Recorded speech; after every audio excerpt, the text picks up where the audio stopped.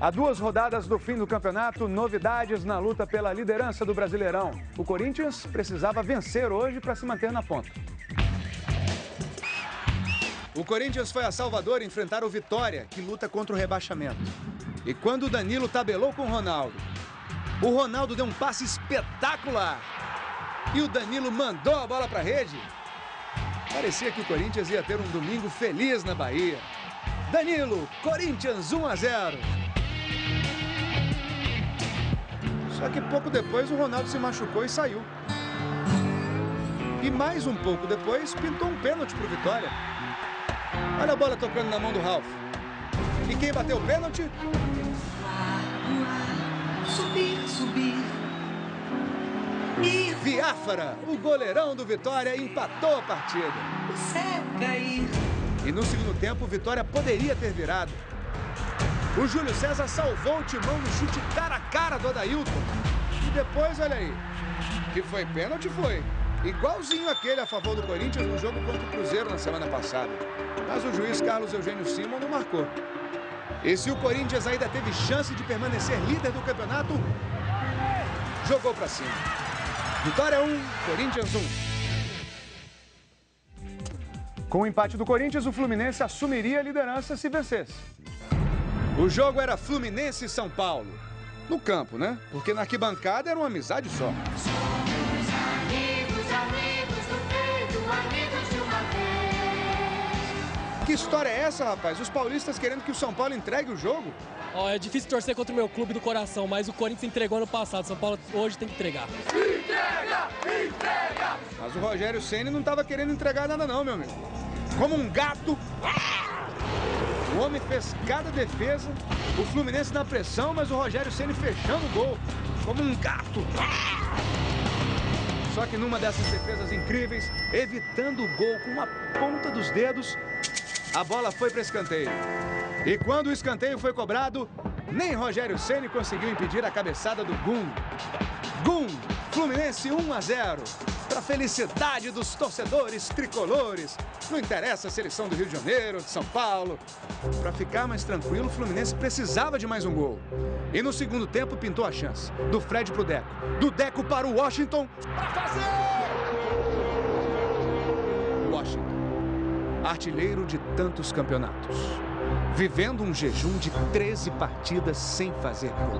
No primeiro tempo já havia tentado algumas vezes. Já tinha perdido oportunidades. Já havia até mandado a bola para a rede, mas o gol foi anulado por impedimento. E de repente, no início do segundo tempo, vem a bola. Deliciosa, saborosa, dominada. O Washington matou, pensou no que fazer e... Washington. Ainda não foi dessa vez. Agora são 14 partidas de jejum. E como tudo que está ruim pode piorar, no lance seguinte o São Paulo foi ao ataque e fez o gol de empate. 1-1. Lucas Gaúcho saiu comemorando. O juiz deu o gol para ele.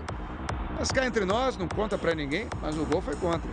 Pior, foi gol contra do Gum, o cara que tinha feito o gol do Fluminense. Estaria o Fluminense desperdiçando a chance de ser campeão brasileiro? Neste lance, a história começou a mudar. Xandão fez falta no Fred e foi expulso.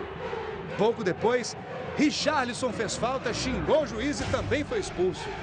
Aí, meu amigo, com 2 jogadores a mais, ficou fácil para o Fluminense. E quem botou o tricolor carioca na frente no placar? Conca, o herói do Fluminense. Nessa época do ano, o herói do São Paulo também. Conca, Fluminense 2-1. E olha o Conca aí mais uma vez. Rogério Ceni não segurou o chute do Conca e o Fred fez mais um pro Flu. Fred, Fluminense 3-1. E se perguntassem para o torcedor do Fluminense qual seria a chave de ouro para encerrar essa vitória, o que você acha que ele responderia? O herói do time mais uma vez, agora acertando o chutaço de longe. Conca, sempre Conca. Fluminense 4, São Paulo 1. Felicidade total nas arquibancadas de Barueri.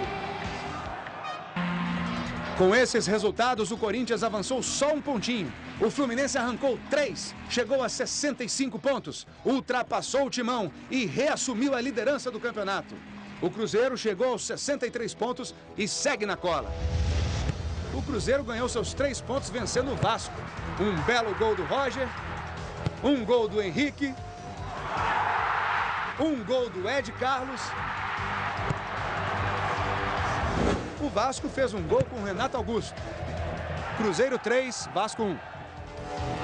Agora, segundo o matemático Oswald de Souza, as chances de título estão assim. Fluminense, 60%. Corinthians, 34%. E Cruzeiro, 6%. E adivinha quem também estava torcendo contra o Corinthians hoje? Olha aí os palmeirenses vibrando. Isso foi quando eles ficaram sabendo que o Corinthians estava perdendo a liderança do campeonato. Porque o jogo mesmo só interessava ao Atlético Mineiro, que fez um gol com o Diego Souza, outro com o Neto Berola e ganhou mais 3 pontinhos para fugir do rebaixamento. Atlético Mineiro 2, Palmeiras 0. No Rio de Janeiro também tinha faixa contra o próprio time. Queriam que o Internacional entregasse o jogo para o Botafogo, porque o Botafogo está lutando por vaga na Libertadores contra o Grêmio, o arquirrival do Inter. Respeitar o Botafogo e não tem respeito maior do que ganhar o jogo, né? Pois é. Apesar de jogar com um time misto, porque já está pensando no Campeonato Mundial, não tem mais nada a disputar no Brasileirão, o Inter mandou muito bem. O goleiro Muriel, que é o 4º goleiro, fechou o gol. E quem trombou com ele é que se deu mal. E o Inter abriu 2-0 no Botafogo. Um gol do Andrezinho e outro do Rafael Sobis. O Botafogo só conseguiu um golzinho com Antônio Carlos e perdeu. Inter 2, Botafogo 1. Uma derrota para deixar o torcedor botafoguense com muita raiva. Vamos ver como é que ficou aquela turma que está brigando para não cair para a segunda divisão. O Goiás até saiu na frente do Santos com o gol do Hernando, mas o Santos empatou com o Danilo. E aí veio o artilheiro musical. E o Neymar pediu Hoje Tem, do Exalta Samba. Daí, esse é o som para você curtir os 3 gols de Neymar na goleada do Santos por 4-1 sobre o Goiás. Resultado que sacramentou o rebaixamento do Goiás para a segunda divisão. Já o Avaí saiu da zona de rebaixamento.